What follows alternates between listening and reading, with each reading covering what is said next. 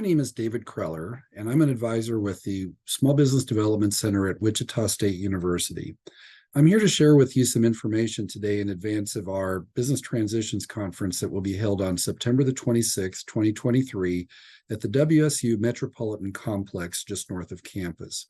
This Business Transitions Conference is an event where we are inviting entities that are maybe considering selling their business, or owners that are wishing to sell their business, as well as folks may be interested in acquiring businesses, to come together to learn.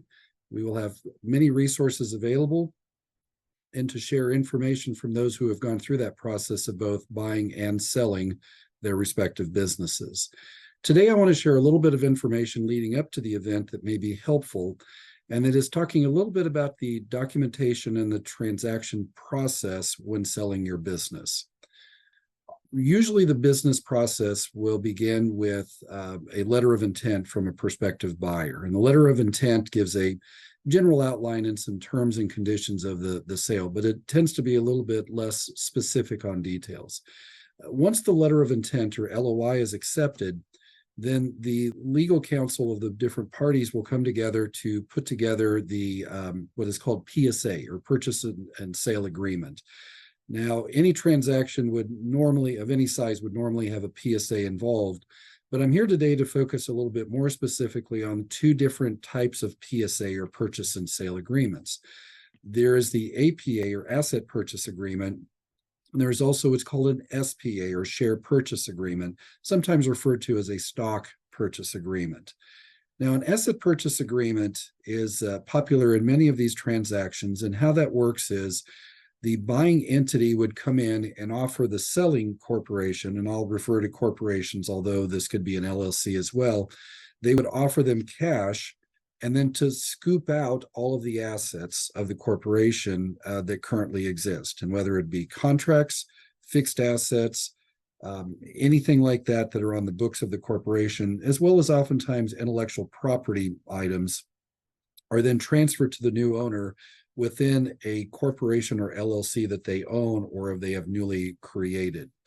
Now, the advantage for the buyer in doing that is, number one, they are able to mitigate any contingent liabilities that may exist from the acquisition of somebody else's corporation. They're not buying the corporation, they're only taking the assets. Likewise, there may be some accounting reasons in determining valuation of those assets why they would want to do it that way. Alternatively, what could happen is a share purchase agreement or stock purchase agreement, in which case the buying entity would buy the existing shares of the existing corporation. And the reason somebody may want to do that is simply because they want to make sure that any contractual commitments that exist remain in place, that they could not be replaced or terminated because of a change in ownership. Now, jumping back to the APA, what happens is the buyer provides the seller cash that is effectively deposited into the corporation accounts. The assets of the corporation are transferred from the seller to the buyer, leaving the seller with a shell corporation with a single asset, cash. That cash is then liquidated typically to the shareholders as the corporation is wound down and then ultimately canceled or terminated through the Secretary of State's office.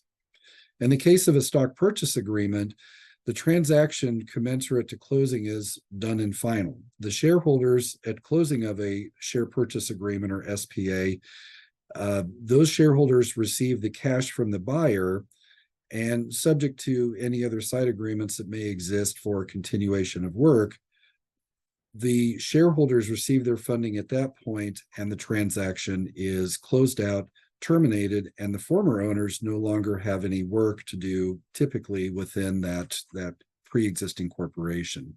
This is just one of many topics that will be covered at the Business Transitions Conference, again on September the 26th, 2023 at the WSU Metropolitan Complex, just north of Wichita State University. For more information, feel free to reach out to the Small Business Development Center through our website at wichita.edu/KSBDC workshops. Thank you, and we hope to see you in September.